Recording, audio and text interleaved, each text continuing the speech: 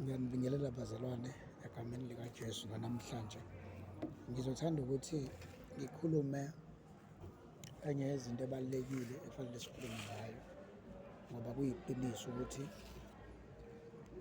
siyadinga ukuthi njalo sihlezi siqwashisane, sibonisane la kufanele sibonisaneni khona. Namhlanje ngiza nenye ithopiki ebaluleke kakhulu empilweni. Le topic engikhuluma ngayo la ibaluleke kakhulu ukuthi sikhulume ngayo. Le topic esikhuluma ngayo la, ngizoqala ngikhulume nje ngezinto esizoyithinta la. Okokuqala, sizoqale sikhulume nge-clothing la. Namhlanje sizokhuluma ngey'mpahla zokugqoka, sikhulume ngemali, sikhulume ngokudla, sikhulume ngokholo, faith, noma iy'ndaba ezinhle, good news, gospel. Yabona? Right, ngiyathanda ukuthi la angi-ede i-house.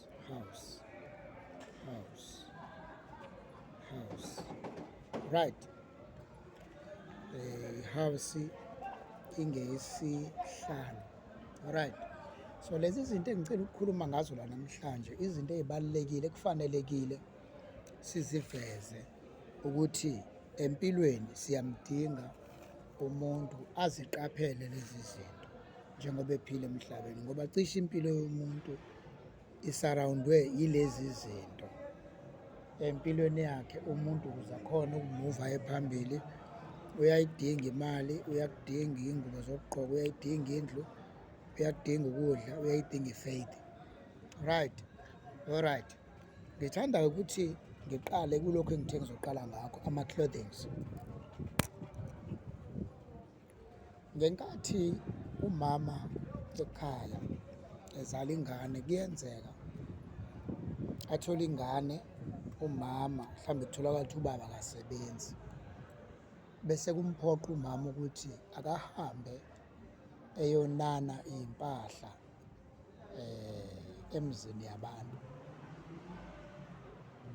Athi ngiyacela ninginanele umntanami amanabukeni enu, njengoba endulo kade kusetshenziswa kakhulu amanabukeni lawa kade washwa, unlike njengamanje kwakusetshenziswa la manabukeni lawa ekuthiwa ama-Pampers, akufani nakudala.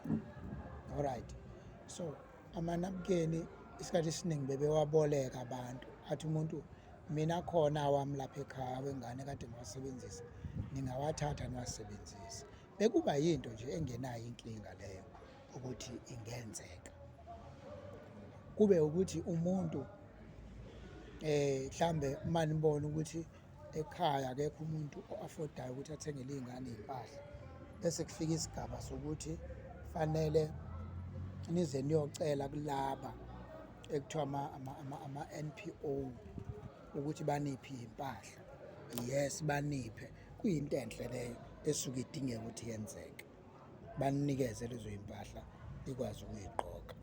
Yabona, ngizothanda ukukhuluma-ke ngobungozi bey'mpahla esiy'thatha kwabanye abantu, siy'thathe siy'sebenzise, kokunye singenzanga lutho kulezo y'mpahla. Into yokuqala engicela ukuthi ngiyikhulume, ngenkathi uthatha impahla yomuntu uyisebenzisa wena. Let's say uhambe waboleka amanabukeni njengoba kade kwenzeka before, uboleka amanabukeni engane ekade iwasebenzisa before. Ngamanye amazwi, uthatha yonke imimoya yaleyo ngane ekade i-attack-a uyifake kuwe ngokusebenzisa iy'nto zayo, ngoba njengoba sigqoka nje, imimoya ehluphana ney'mpilo zethu ayifiki ihlale kwi-flesh, kodwa ihlale yimpahleni lezi esiy'gqokile.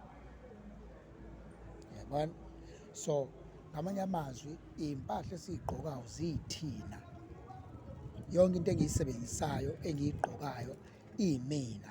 Ngamanye amazwi spirit esikumina, mangine spirit se-short temper, leso spirit siyaphumela ey'mpahleni engiy'phathayo. Uma ngine spirit senhliziyo embi, leso spirit siyaphumela ey'mpahleni eziy'gqokayo ngoba izingubo ziyimina. Uma ngine spirit sesigebengu, lezi iy'mpahla engiy'gqokayo siyaphunyelwa umoya wobugebengu, ngigcina ngiyisigebengu mina mangisebenzisa iy'mpahla zalowo muntu. Uma ngiwumuntu ongakholwa, ngisebenzisa iy'mpahla zomuntu noma ngithatha iy'mpahla zomuntu ongakholwa kumbe ngikholwa, umoya ongakholwa walowo muntu uzongena kimi. Ubungozi lobo bokusebenzisa izinto zabantu esiy'thatha kubona, kuwubungozi, kunobungozi leyo. So-ke kunezinto-ke engifisa ukuthi ngizibalule la ezibalulekile ukuthi at least ikuphi ekufanele ukwenze uma uthathe impahla yomuntu wayisebenzisa, ngoba la kudonethwa khona iy'mpahla noma la abantu uthola ukuthi bathi nazi iy'mpahla sicela ukuthi abayifunayo bayithathe. Kokunye bayayithatha iy'mpahla zomuntu osashona bathi bayinikeza abantu. I-wrong leyo nto bafowethu, ngiyathanda ukuthi ngiyiveze. Iy'mpahla zomuntu osashona kufanele y'gqokwe. Yebo, usizi lukhona emhlabeni, sasiphiki, kodwa kufanele kuthathwe iy'mpahla zomuntu osashona kuthiwe ngoba nazi siyayibona zikhona, asiyithathe siyigqoke. Asikwazi ukwenza leyo nto leyo, ngoba enye into uma uthatha iy'mpahla zomuntu osashona uthi uzoyinikeza umuntu ayigqoke, loya muntu mhlawumbe wayey'thanda iy'mpahla zakhe, umoya wakho awukasuki kuzona. So ngamanye amazwi uma ngithatha lezi iy'mpahla zalo muntu mina ngiyigqoka, ngizilandela amashwa, ngoba uma uthatha into yomuntu engafuni nayo, amashwa akulandelayo emveni kwalokho. Yabona? So-ke lento ithini-ke, ithi asibeni abantu abaqaphelayo ukuthi iy'mpahla zomuntu oyigqokayo ziba uyena, ngoba onke ama-spirit asebenza kulezo y'mpahla kusuke kuwuyena loyo muntu. Yabona? So-ke uma kuthiwa uthathe iy'mpahla noma uhambe wadonate iy'mpahla, nazi izinto ekufanele uzenze. Thola umuntu ongakulekelela akusize uma ungakwazi ukuyenza wena lento, noma kuthiwa umdala kodwa uthole ukuthi awukwazi ukuyenza. Izimpahla uma uzithatha kubantu zidilivarishe, uma uzithatha kuma-organization, even lezi esey'dayisa ey'tolo manje, fanele uma uzithatha iy'mpahla, ngoba iy'mpahla ey'ningi manje esey'gcwele emashophu ethu, sekugcwala iy'mpahla ezama-second hand ey'phuma kwamanye amazwe, othola ukuthi kade y'gqokwa abanye abantu ababhilivela kwamanye ama-spirits, ababhilivela kwamanye unkulunkulu, abakade bephila impilo engesilona uhlobo lolu thina esiyilona. Esekufanele-ke uma wena uthatha lezo y'mpahla, fanele ube khona i-deliverance oyenzayo over lezo y'mpahla. Yabona? Udilivarisha wonke lo moya lo, uthi ngidilivarisha umoya kulezi y'mpahla kumuntu ade ey'gqoka, idilivarisha umoya wakhe, ispirit sakhe asiphume kulezi y'mpahla. Akuphuma umoya womhobholo makade enomhobholo, akuphuma umoya wokuba isigelekeqe makade isigelekeqe, akuphuma umoya wokuntshontsha makade entshontsha, akuphuma umoya ukudla uphuzo olunamandla makade edla uphuzo olunamandla, akuphuma imimoya ehlukahlukene engcolileyo kulezi y'mpahla. Uzidilivarisha wena iy'mpahla lezo before uyithathe, zigeziwe zinjalo ziclean, uziwashe ngensipho yakho, uphinde ukhulume amagama aphe kwazo.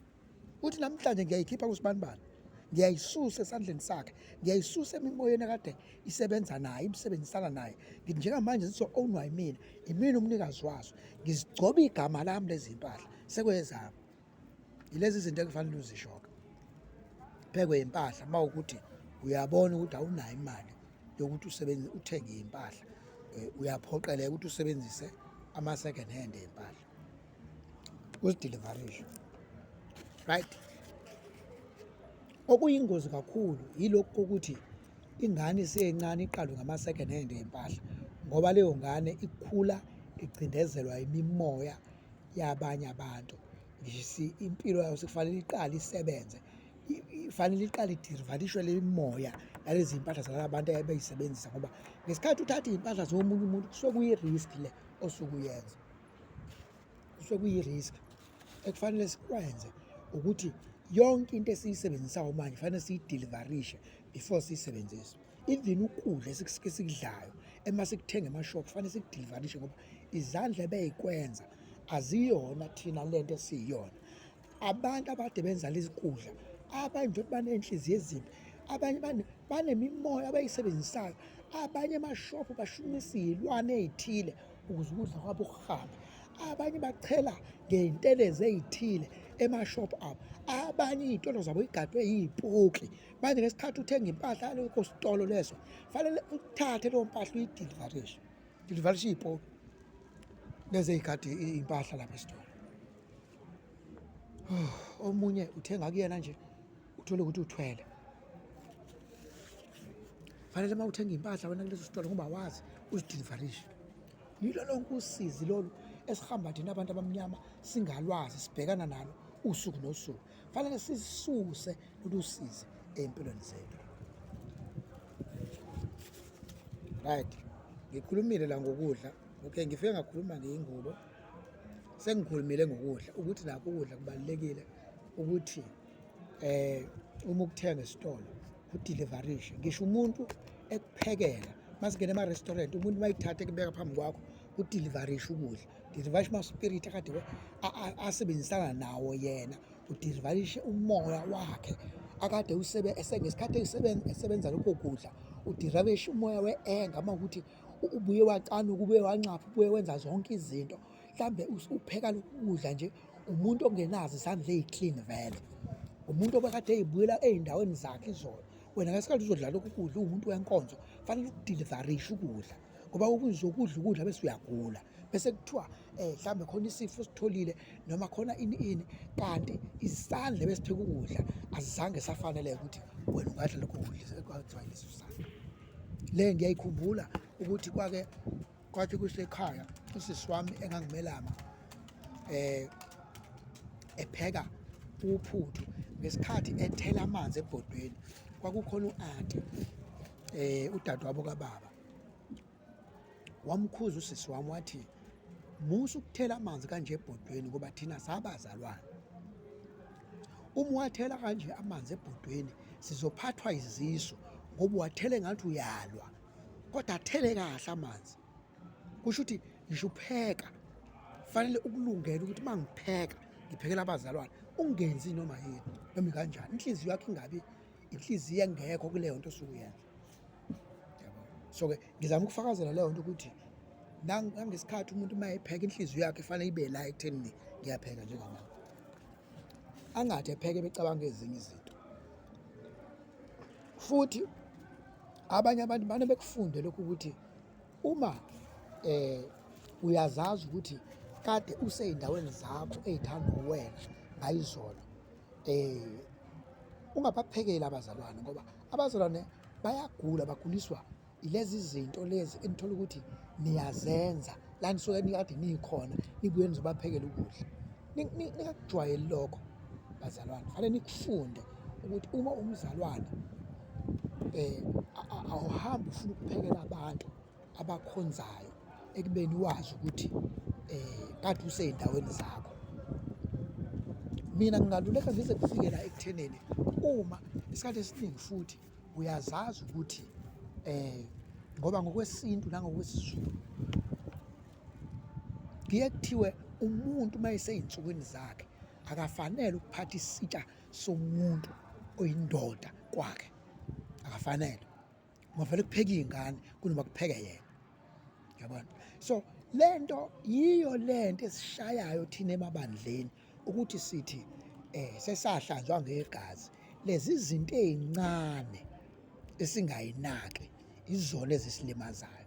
Uthi uwumfundisi ugunyaze umuntu omaziyo ukuthi usey'nsukwini zakhe, uthi akeza abusise umnikelo phambili bese ulindele iy'busiso, akukho isibusiso esizokwenzeka lapho, azikho iy'busiso ezizokwenzeka ngoba ngokwebhayibheli uma umuntu esey'nsukwini zakhe lithi ungcolile.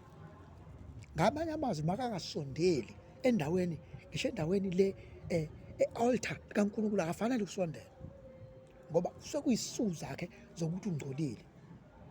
Bese-ke bethi abazalwane abaningi le ithophiki yangelinye ilanga, ngazi ukuthi ngenelani la. Bese bethi abazalwane besifazane akungashiwo bona ukuthi abangashumayeli kusho abazali besifazane. Isizathu esasishiwo ukuthi why abesifazane benganikezwa ipulpiti, isizathu esithi omunye wesifazane uma esey'nsukwini zakhe uzolibusisa kanjani ibandla, uzobakhulekela kanjani abazalwane, uzolikhuluma kanjani izwi kubantu ebesey'nsukwini zakhe. Ngoba uma esey'nsukwini zakhe fanele agonqe noma fanele azihloniphe kuze kudlule leso sikhathi. Isona sizathu-ke leso esasenza ukuthi kuthiwa owesifazane makabuze endodeni yakhe angami phambi kwebandla akhulume ashumayele. Hhayi-ke bengidlula nje lapho, bengingafuni ukuthi ngingene ngoyenza ngelinye ilanga le topic, ngoba hhayi ukuthi abesifazane ngoba bezondwa, kodwa kusuke kunezinto ey'suke zibhekwa ukuthi lezi zinto. Ngoba umuntu wesifazane uma esey'nsukwini zakhe engena esigodlweni sesangoma noma esigodlweni senyanga, imithi iyaphupha. Kusho ukuthi ngamanye amazwi umuntu uma esey'nsukwini zakhe khona ingozi ekhona lapho, khona ingozi ekhona. Uzibeka kanjani izandla phezu kwamadoda ube wazi ukuthi usey'nsukwini zakho? Uzibeka kanjani izandla lapho? Uzibeka kanjani izandla phezu kwabantu? Uthandazela kanjani abantu? Usibusisa kanjani isidlo senkosi ube wazi ukuthi uyangena ey'nsukwini zakho, usey'nsukwini zakho? Hhayi, bengidlula nje. Right, asizeke la emalini, asize la emalini. Uma unikwa umuntu imali kwesinye isikhathi funa ufunde njalo ukuthi umuntu uma ekunika imali uthi inkosi ngiyayihlanza ngegazi likaJesu, ngoba abanye basinika imali abayintshontshile. Umuntu akunika imali eyintshontshile, lokho kungcola kwalokho kuntshontsha kwaleyo mali sekuzongena kuwena, ukungcolisa, ngoba uthatha into engcolile ube wazi ukuthi uwumuntu ohlanzekile. Kodwa noma kuthiwa wona kade ungazi ukuthi leya mali ingcolile, kodwa ngokuyithatha kwakho iyakungcolisa. So-ke ngesikhathi uthatha into kumuntu ekunika leyo mali funa uyihlanze, uyihlambulule, uyikhulekele inkosi, ngiyayihlambulula egameni likaJesu ukuthi njengoba ingena kwezami izandla usizi lwayo nokuhlupheka kwayo mangingakunamatheli mina. Izinkinga zalo muntu akade ezenza azibuyele kuye kungezikimi. Uma ukuthi le mali njengoba enginika yona mina ngiyazi uyintshontshile, ngicela ukuthi mina ngingafoli phansi kwalelo cala. Ngicela ukuthi ukuyintshontsha kwakho imali kubalelwe kuye, kubalelwe konke ukungcola kwayo kwale mali kuyena, hhayi kimi. Then ngisuklinike lapho. Right, bese kusoba ngizogcina nge-faith, indlu. Uma kuthiwa ungena endlini oyithengayo, kubalulekile ukuthi ngaso sonke isikhathi uma uthenga indlu noma uyoqasha kuyona, ngoba bekade kuhlala omunye umuntu lapho, ikline leyo ndlu, ikline. It's either usebenzisa amanzi ozowakhulekela, usho ukuthi ngiyayiklina imimoya ekade isetshenziswa yilo muntu noma imimoya yakhe asebenza ngayo ekade ilala la endlini, ihlala la endlini. Ngesikhathi uyiklina kanjalo, ukorobha, uwasha amawindi, yenza kwelo nto, ukhuluma lawo magama lawo, yabo. Ulwa nokuthi impilo ikhona ukuya phambili, ungathi uma ungena kuleyo ndlu impilo yakho ishone phansi, kodwa ulwela ukuthi impilo yakho ikuvele ipresse kuye phambili kunokuba ishone emuva. Alright, so-ke abanye abantu uthola ukuthi indlu uhlala kuyona nje mhlambe kwafela umuntu khona, so sekufanele ngalokhu uyiklina kwakhe ayimenshini into enjalo ukuthi uma kulo mbhede engilala kuwona kwashonela umuntu, ngicela uNkulunkulu angivezele ukwenza uma khona ngempela umuntu washona ngiwususe ngifake omunye, ngoba lezo zinto zibalulekile siyikhuluma. Omunye uyahamba ehhotela athi usafuna ukuthatha i-vacation yomkhuleko, athi uyokhuleka, afika angayikhulekeli imibhede alala kuyona, kanti ngesikhathi engayikhulekeli imibhede alala kuyona uthola ukuthi kwafela umuntu lapho kulowo mbhede. Uthola ukuthi kulowo mbhede olele kuwona kade kusuka iy'ngane nje kade zenza iseksi izolo, kanti wena ngesikhathi ungena uwumzalwane usungcoliswa yileyo nto. So kubalulekile ukuthi uma ufika wena hlambulula izinto zonke la ufika khona. Alright, ngoba lezi zinto sesiphilile isikhathi eside singazi ukuthi kanti siphila sihaqwa izinto usuku nosuku nje, isizathu ileso. Abanye abaningi bayayazi lento ukuthi mina ngikhule kushiwo nje ekhaya ukuthi ungasigqoki isigqoko somuntu. Yabona? Ungasigqokisi wayigqoka into yomunye umuntu. Ngoba bekuba nebelief yokuthi uma uthatha isigqoko somuntu wasigqoka uvela uphathwe yikhanda. Umoya wakhe loyo osuke umhlupha. Manje mina uma uthatha lesi sigqoko usigqoka vele sekunjalo. Yabona? So-ke uma sideliverisha izinto ey'fana nemali, ezinye iy'mali uthola ukuthi abanye bayisusa ey'godlweni zabo zey'pokwe. So kubalulekile ukuthi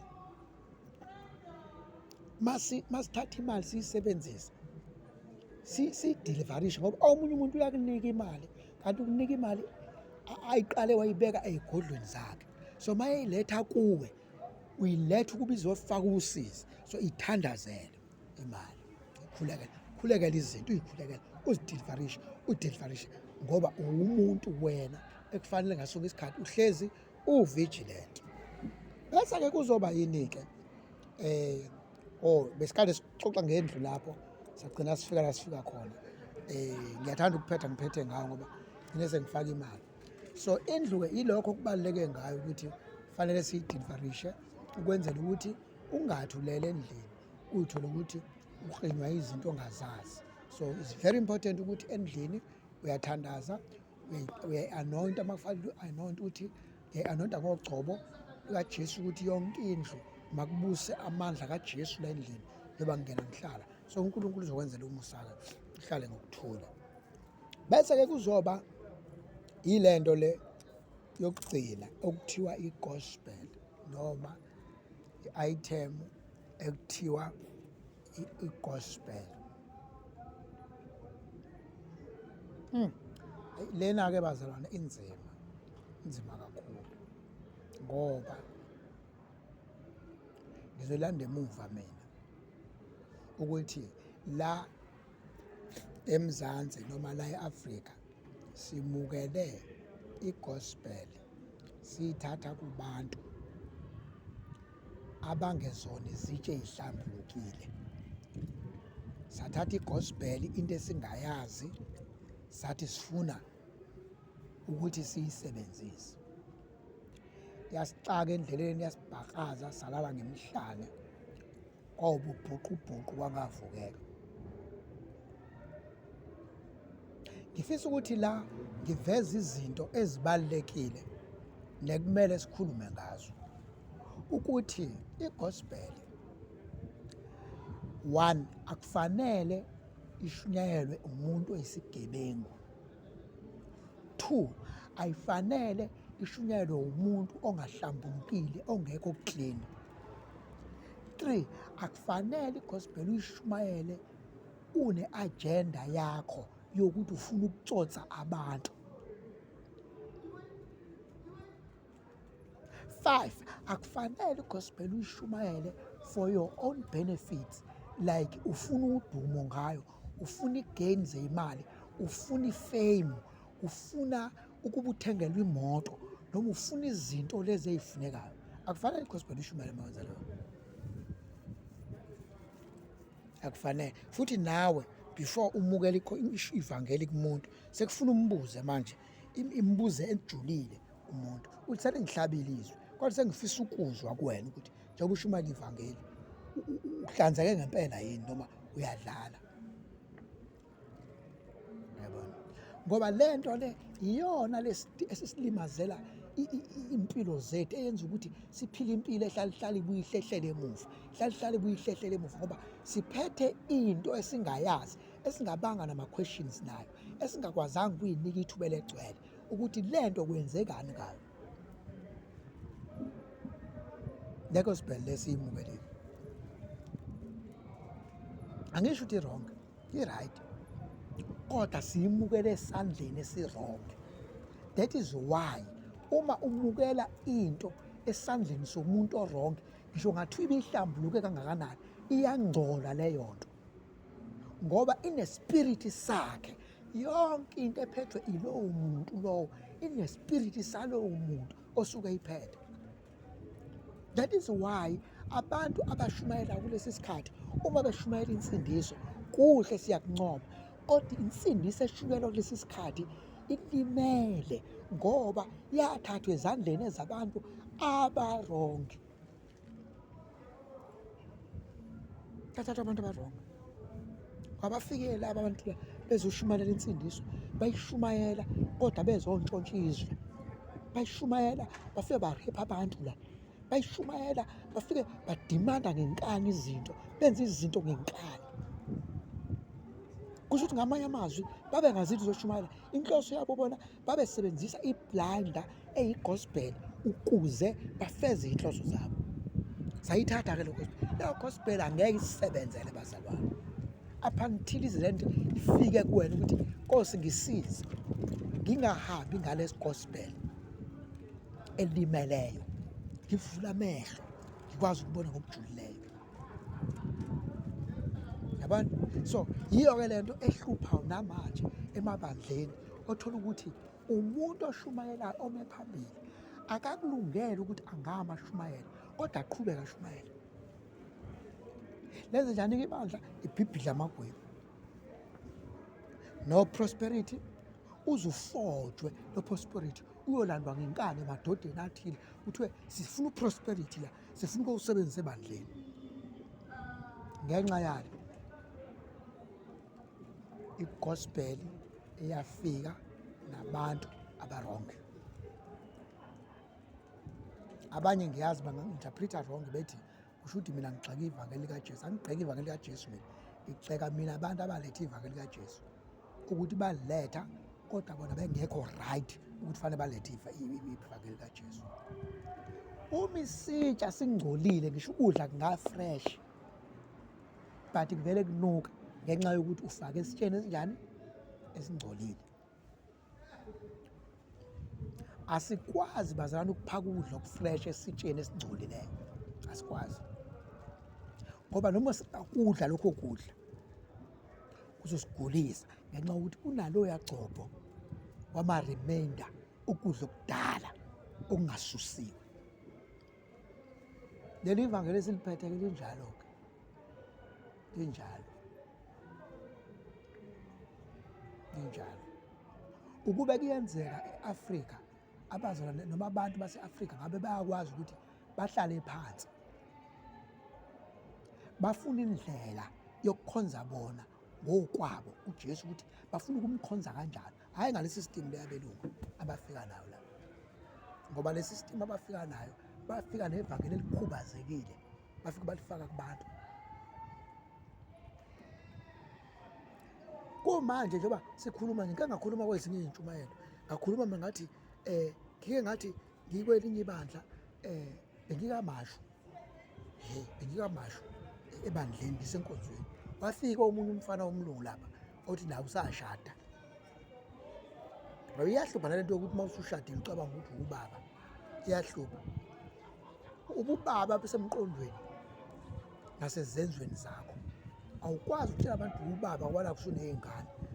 Igama elithi baba lithi father ngesingisi. Igama elithi baba lisho ukuthi usufike esigabeni sokuthi usukulungelwa ukuphatha umndeni.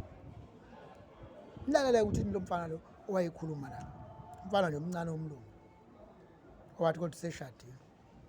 Uthi lo mfana, niyazi nibazalwane ukuthi izulu alimdingi, alilifuni izulu. Ngavele nga-out ngathi nango-ke lo mfana. Uthi lo mfana, izulu alilidingi nina, musani lonithandaza abantu lifunge ezulwini ngoba ezulwini vele alifuneki, alidingeki. No, nayi lento yalaba bantu bakithi, laba bantu laba abamhlophe abathatha ivangeli balishumayela bengenalwazi lalo. Balithatha bathi siyolishumayela ngoba sesitholile ukuthi kanti khona indoda okwakuthiwa uJesu. Balithatha baliletha, kwase kuba sengathi yileyo nto ekufanele yenzeke. So-ke lithi-ke izwi ithi-ke lento engiyishoyo enhliziyweni yami, yenzeka kanjani lento? Yenzeka kanjani ukuthi ivangeli umuntu akhulume nje igama elinjalo athi mina angidingeki ukuthi ngiye ezulwini ngoba izulu ligcwele, alibadingi abantu abanjengawe. Esho njalo lo mfana.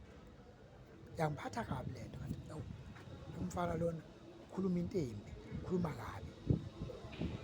Ngase-ke naye asimiyeke ngoba vele ivangeli akulona elakhe. Njengoba egedeza into engekho nje, kulungile akaqhubeka. Right. So-ke kuwukuthi-ke le nto engiyishoyo nengiyichazayo ngiyisusela lapha ekuthenini waqhamuka nomfana wabhibhidla waqeda washo ukuthi nasifuna ukuthi simlalele ngoba ngeke silalele umfana ebhibhidla. Yabona.